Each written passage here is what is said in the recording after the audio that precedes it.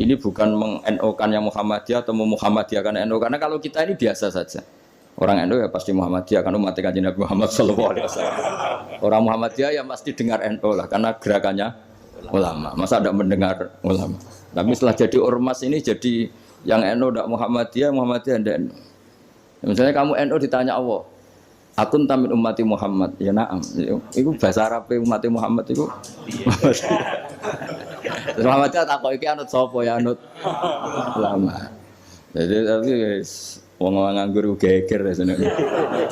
Nah kita termasuk yang enggak nganggur jadi jadi rapati geger. Nah, ini diterangkan di antara makalah ya, mutiara makalah yang disampaikan oleh Sayyid Hasan bin Ali, yaitu cucu Rasulullah SAW. Ketika ditanya oleh Imam Hasan Basri, kita tahu semua sanad Thariqah sebelum Sayyidina Ali semuanya lewat siapa? Hasan Basri. Terus di Jawa jadi Hasan Besari, jadi macam-macam itu. Tukang oleh jeneng Jawa itu. Itu di antara makalahnya itu malam yu'min bi qadaillah wa qadari khairihi wa syarrihi faqad kafara. Tapi waman hammala dzambahu rabbahu faqad fajara. Jadi kalau orang tidak berkeyakinan qada qadar khairihi wa syarrihi minallah, dia berstatus kafir. Tapi orang yang mengkambing hitamkan Allah ketika dia dosa, faqad fajara. Dia itu orang yang enggak benar. Jadi ini sudah tengah-tengah karena masyhur itu ada ulama ahli sunnah yaitu Imam Sanusi berdebat sama orang Mu'tazilah itu semalaman. Mu'tazilah itu tetap kokoh keburukan itu tidak dari Allah. Alasannya Allah itu memerintahkan kebaikan, masa menghendaki keburukan. Tapi pikirannya Imam Sanusi, idzan waqa'a fi mulkihi ma la yuridu. Alam raya ini kan seringnya banyak maksiat daripada taat. Berarti di alam ini lebih banyak yang terjadi bukan kehendaknya Allah. Berarti Allah kalah dong kalau gitu. Karena ingin baik ternyata yang terjadi buruk. Jadi ini kan problem. Kita sebagai mukmin juga problem. Mau nisbatkan jelek ke Allah tidak pantas. Mau bilang elek itu kreasi setan mayoritas. Berarti yang menang partainya setan itu kan ribet. Yaitu faqad kafar. Orang yang mengingkari qada qadar itu kafir. Tapi ketika kamu dosa kemudian bilang kehendak Allah itu faqad fajara. Kamu pecundang. Nah ini sudah tengah-tengah. Jadi implementasi ini monggo mawon sementing ini itu makalah-makalah yang disampaikan Sayyid Muhammad. Terus sekarang halaman 14 ya. Dia ngambil 7 item. Ini acak saja karena ya emang kan nggak mungkin nih Pak On ngaji lagi kan sudah sepuh ya. Udah ini teman saya lama, paling lama saya berteman di UI itu Pak On. Ini bawaannya Pak Zeni dulu. Pak Zeni juga pernah ke sini. Itu kalau nekuni tafsir itu ya pusing. Enak yang tinggal baca. Saya tuh sering debat sama Pak Zeni itu sampai jam 2, jam 3 di kantor tuh di Badan Wakaf ya dulu, bekasnya rektorat ya. Itu kalau nggak selesai itu beliau jam 4 ke kontrakan saya di Ketonggo. Karena kita ini sangat fikih. Pak Zeni itu dulu kan fakultasnya adab. Beliau di sastra Pak Tamjiz. Jadi beliau lebih mengedepankan aspek balaghah lah. Saya fikih. Misalnya gini, sama terjemah ini kalau bisa ya hebat, sudah bisa boyong. Misalnya az-zani la yankihu illa zaniatan. Itu ayat hukum apa ayat faktual? Di ilmu ushul fikih itu diteliti. Kalau ayat hukum berarti maknanya pezina itu enggak boleh nikah kecuali dengan pezina. Pertanyaannya, jenenge zina kok ora kepengin nikah, kepengin kumpul kebo. Mbok ndak usah dilarang ya sudah. Ndak nikah kan memang dari awal sudah kumpul kebo, ngapain nikah ya. Jadi kalau diharamkan gunanya apa? Mereka sudah tiap hari kumpul kebo. Apa itu ayat faktual? Maksudnya Allah cerita al-waqi'ah, waqi'atul hal. Kalau dalam ilmu usul fikih, waqi'atul hal itu gini. Jenenge wong zina iku trene ya untuk wong sing padha-padha zania. Kan gak mungkin zanen kenalan mbek hafidhah gitu. Hafidhah kenalan. Jadi karena masa lalunya itu temannya itu ya entuk ya itu. Jadi itu bukan masalah hukum, tapi masalah faktual. Jadi kalau dosen ya untuk dosen kan kira dokter ya untuk dokter kan kira-kira gitulah. Orang itu akan mendapatkan sesuai komunitasnya. Kalau mahasiswa sesuai yang dipacar lah. Orang akan menikah sesuai yang dipacar. Maka terakhir wae. Yang dulu-dulu kan gagal. Nah, itu bedanya jauh nanti. Kalau itu dianggap ayat faktual, maka nggak dianggap nasah mansuh. Tapi kalau itu dianggap ayat hukum, pernah ada hukum bahwa orang yang soleh nggak boleh nikah zania. Terus hukum itu dimansuh oleh ayat wa angkihul ayama minkum wassolihin min ibadikum wa imam. Oh itu kan nggak bisa selesai. Mbok Sa'rawi, Mbok Imam Suyuti itu tidak akan selesai perdebatan seperti itu. Nah, kalau menurut asbabun nuzul ya mirip iya mirip enggak. Jadi dulu tuh sahabat dulu kan punya masa lalu lah. Di antara sahabat itu ada yang punya pacar perempuan cantik, namanya tuh Anak. Ketika dia sudah Islam, sudah baik, masih kangen sama pacar lamanya. Pacarnya itu di Mekah. Ketika Fatu Mekah ingat lagi. Jadi kayak mantannya sampean terus rondo nilai meneh.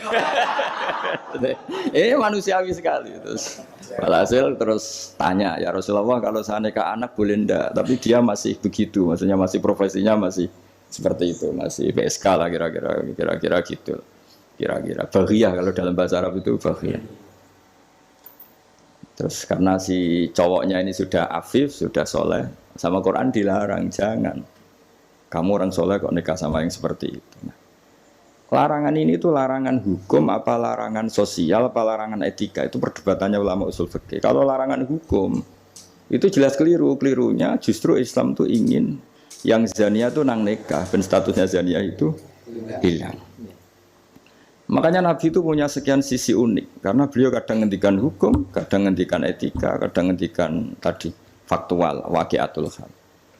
Misalnya begini, ada seorang zania, ini saya cerita aspek fikih, zania sudah hamil, dinikahi orang lain.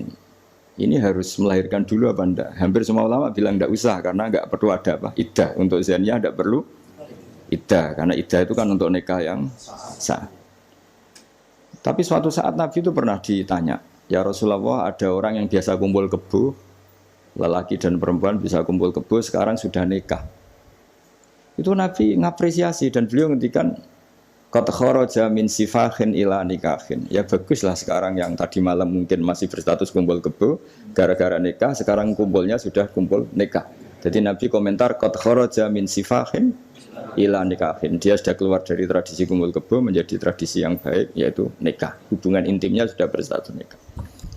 Makanya kita-kita yang kiai itu kalau ada orang minta dikawinkan, itu bingung. Bingungnya kalau langsung dikawinkan geger BKUA. Kalau ndak, yang nakal loh. Justru kalau kayak kangkang nggak nakal itu nggak wajib menikahkan sekarang. Nanti 40 tahun lagi ya nggak apa-apa. Tapi kalau orang nakal itu malah harus. Kalau minta dinikahkan sekarang kok kamu ndak mau, kan bisa aja malamnya gitu lagi. Padahal kalau kamu mau menikahkan, kumpul malamnya nanti sudah halal ya, sudah sah. Tapi kalau kamu tidak nikahkan, kumpul kebo. Dan kuncinya di kamu, karena kamu disuruh. Jadi mau tidak mau terlibat. Makanya kalau dalam hukum mengislamkan orang itu nggak ada boleh waktu jeda. Misalnya ada orang kafir tanya, Gus Bak saya syahadatkan. Itu kok saya bilang sudah duduk dulu, ngopi dulu. Itu saya ikut murtad. Karena membiarkan dia sekian menit dalam keadaan kafir, yang saya bisa menghilangkan saat itu juga, maka harus langsung disyahadatkan. Karena ibqa alal kufri kufrun, menetapkan kekafiran itu ya nggak boleh saya mandi dulu atau ngopi-ngopi dulu, nggak boleh, harus langsung. Di ibarat gini lah, kafir itu kan taruhannya neraka. Ibarat ada orang kecelakaan, kamu pas pakai celana pendek di jalan, kan nggak boleh kamu tak pakai baju dulu. Sedang dipelindes truk lagi kan, harus langsung. Meskipun Anda dalam kondisi yang tidak sempurna. Nah, resikonya tadi pas kamu bikin kopi ternyata orang itu mati, berarti matinya mati kafir. Yang Anda kan langsung kamu talqin syahadat, dia mati Islam. Begitu juga orang yang kumpul kebo minta kamu nikahkan sekarang. Kalau kamu nikahkan maka nantinya sudah kumpul nikah. Tapi kalau enggak, nah tapi kalau orang soleh seperti ini biarin aja nggak apa-apa. Jadi orang soleh itu ya ada resikonya karena sepe tidak mengharuskan nang nikahkan itu.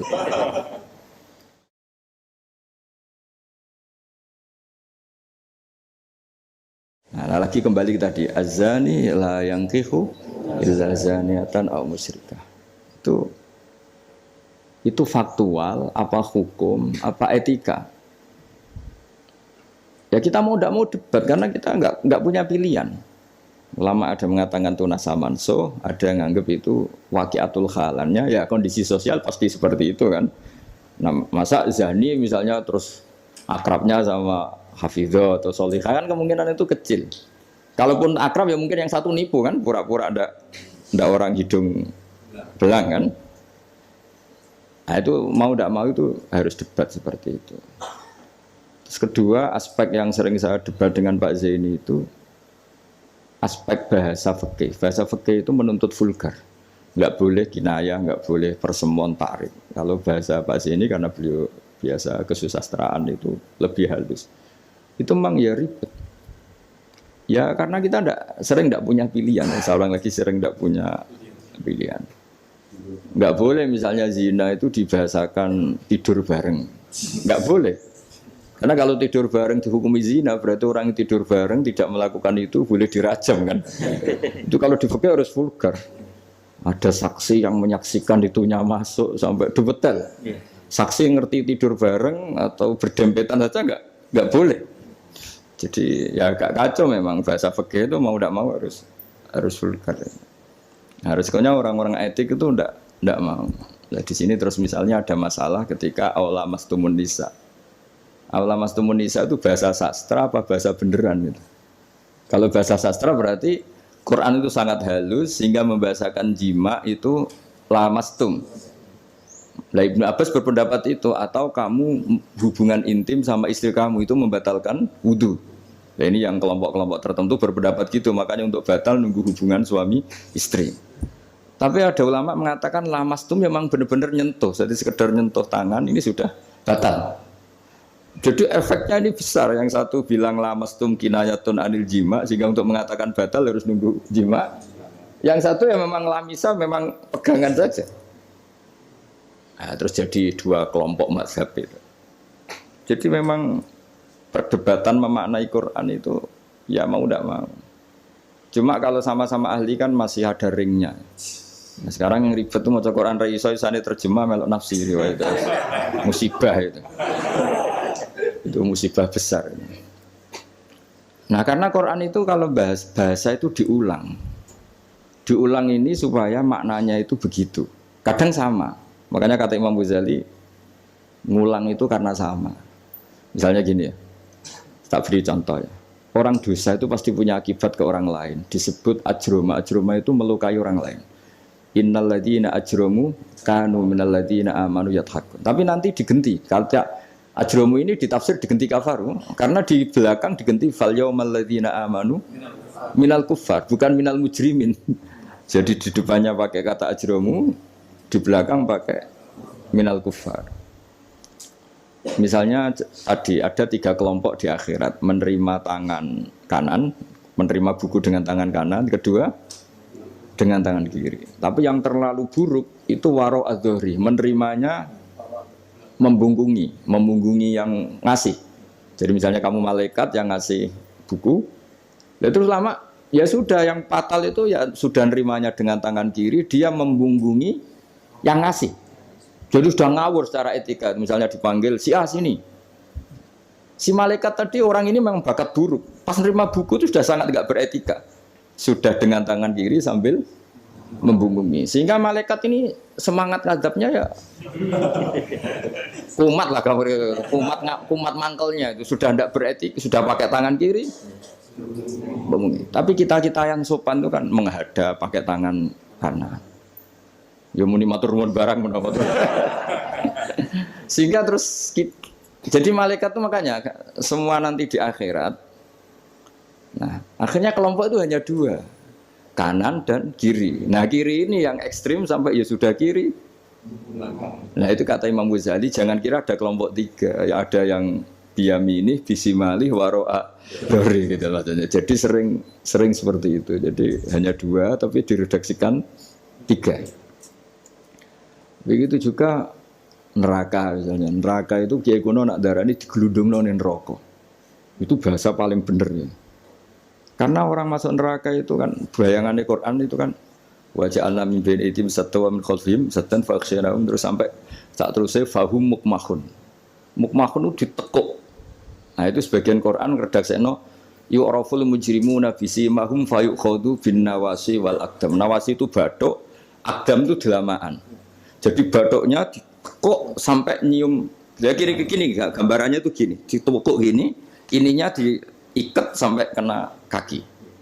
Nah bentuknya sudah kayak bola, makanya wong kuno nak darani itu diglundungno ning neraka. Kamu tidak usah praktek, maksudnya ini cerita. Tapi gambarannya memang gini. Inna ja'alna fi a'naqihim aghlalan. Terus fahiya ilal asqan fahum mukmahun, ini di rantai, dicancang, dikenakan ini. Ya ini apa itu peragaan saja. Ya nanti enggak usah apa dipraktekkan. Nah karena bentuknya sudah gini, terus ya nah neraka itu bawah.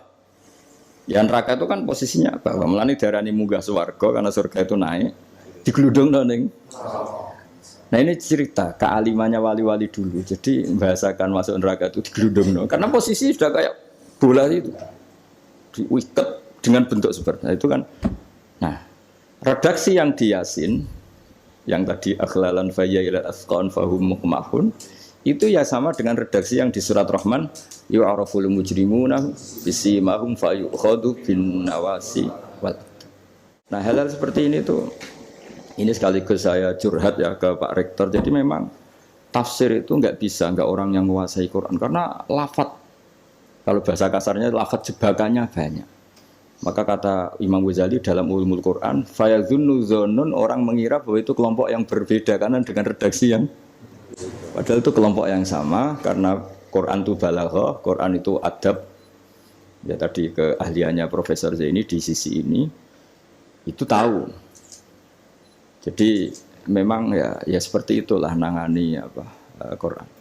Sehingga dulu Imam Syafi'i ketika ditanya orang boleh tayamum itu kapan? Ya kalau tayamum karena tidak menemukan air di padang Sahara karena tidak ada air, sarannya nyari-nyari dulu. Nyari-nyari air ke sekelilingnya ya. Kalau ada kafilah ya tanya-tanya bawa air enggak, baru kalau enggak menemukan baru tayamum. Ketika ditanya mat dalil ala dalik, lalu dalilnya apa? Imam Syafi'i dengan enteng baca falam tajidumaan, kemudian kamu tidak menemukan air. La yuqalu liman lam yatlub lam yajid wa innama yuqalu lam ya'rif. Di mana-mana tidak menemukan itu ya sudah mencari, baru namanya tidak menemukan. Bagi yang belum pernah mencari tidak bisa dikatakan tidak menemukan. Jadi itu la yuqalu liman lam yatlub lam yajid. Bagi yang belum pernah mencari namanya tidak menemukan, tapi namanya tidak tahu. Nah, itu contoh-contoh ijtihad Qur'ani ya. Jadi ya lafadznya Quran hanya falam tajidumaan. Tapi namanya tidak menemukan berarti ada sabqit tolab. Mesti dimulai mencari.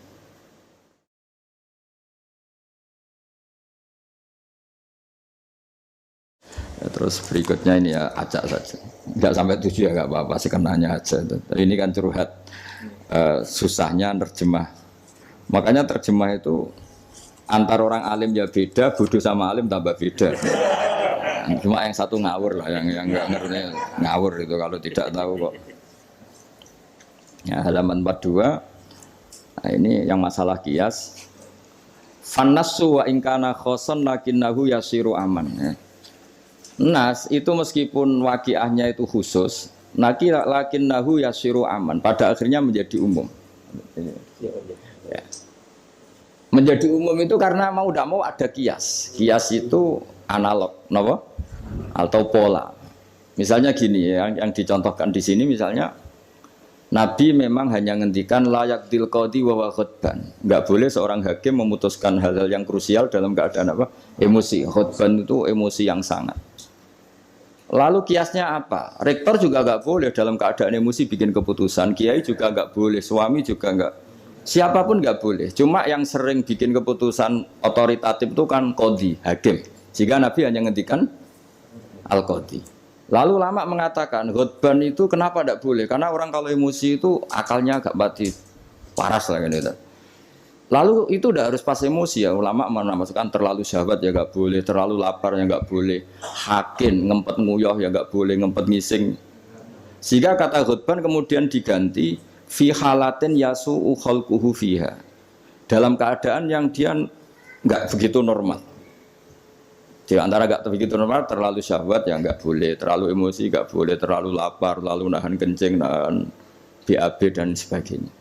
Itu lafadz itu wan nasu wa ingkana khoson nas meskipun khusus yaitu Allah Nabi hanya ngendikan khutban, tapi nanti menjadi umum berdasar hukum apa? Qiyas. Nah di sini Pak Ainur Rahim Fakih yang sering kita beda ya. Misalnya ini bukan meng-NO-kan yang Muhammadiyah atau Muhammadiyahkan NO, karena kalau kita ini biasa saja. Orang NO ya pasti Muhammadiyah karena umat Kanjeng Nabi Muhammad sallallahu alaihi wasallam. Orang Muhammadiyah ya pasti dengar NO lah karena gerakannya ulama. Masa tidak mendengar ulama? Tapi setelah jadi ormas ini jadi yang NO tidak Muhammadiyah, Muhammadiyah tidak NO. Misalnya kamu NO ditanya Allah, akun tamin ummati Muhammad, ya na'am. Itu bahasa Arab ummati Muhammad itu. Terus Muhammadiyah tak kok iki anut sapa ya anut ulama. Jadi tapi wong nganggur geger sebenarnya. Nah kita termasuk yang enggak nganggur jadi rapati geger. Saya beri contoh. Nabi itu ketika habis sholat itu akbala aliyah Nabi wajih langsung berputar menghadap ke kita. Jadi kalau di Indonesia langsung menghadap ke timur. Itu ada yang mempraktekkan dan itu bagus. Jelas semua teks hadis seperti itu. Tapi di beberapa hadis itu insorofaan yamini, kadang insorofaan simali. Karena begini, Nabi itu kalau sholat itu orang yang dari 7 kilo, 8 kilo semuanya lari. Kepengen makmum Kanjeng Nabi. Sehingga kalau makmum Nabi ini bahaya ketika itu ada sefur. Alhamdulillah. Memang janjian rawuh. Ya saya teruskan ya. Jadi ternyata di syurahul hadis, para pensarah hadis ketika Nabi menghadap ke timur dan itu ya banyak yang meraktekkan dan menurut saya tidak masalah. Itu karena Nabi tidak ingin orang yang datang terlambat, kalau dalam bahasa fikih disebut masbuk. Itu Nabi ngira fi sholatin, padahal hakikatnya sudah tidak sholat. Jadi andaikan Nabi tetap menghadap ke barat, misalnya di Indonesia, dengan posisi duduk yang sama, maka yang datang terlambat langsung usolli fardhu zuhri, makmuman, dengan arti makmum ke Nabi, terus duduk. Nah kalau dia makmum, padahal Nabi nyatanya sudah selesai. Itu sholatnya tidak sah, karena menggantungkan sholat atau iktimam dengan orang yang sudah tidak sholat. Nah sehingga gerakan Nabi ini dianggap maklumat kalau beliau sholatnya selesai. Nah karena filosofinya itu maklumat kalau sholatnya sudah selesai, ada yang milih memang benar-benar ke timur juga maklum. Kan gak mungkin sholat madhep ke timur. Sehingga yang datang tahu. Terus ada yang milih ngalor. Jadi sebetulnya itu bisa pakai. Ya kayak orang tahlilan, pakai keplok sudah selesai itu kalau sebetulnya bisa pakai apa saja, yang penting memaklumatkan kalau sholatnya itu.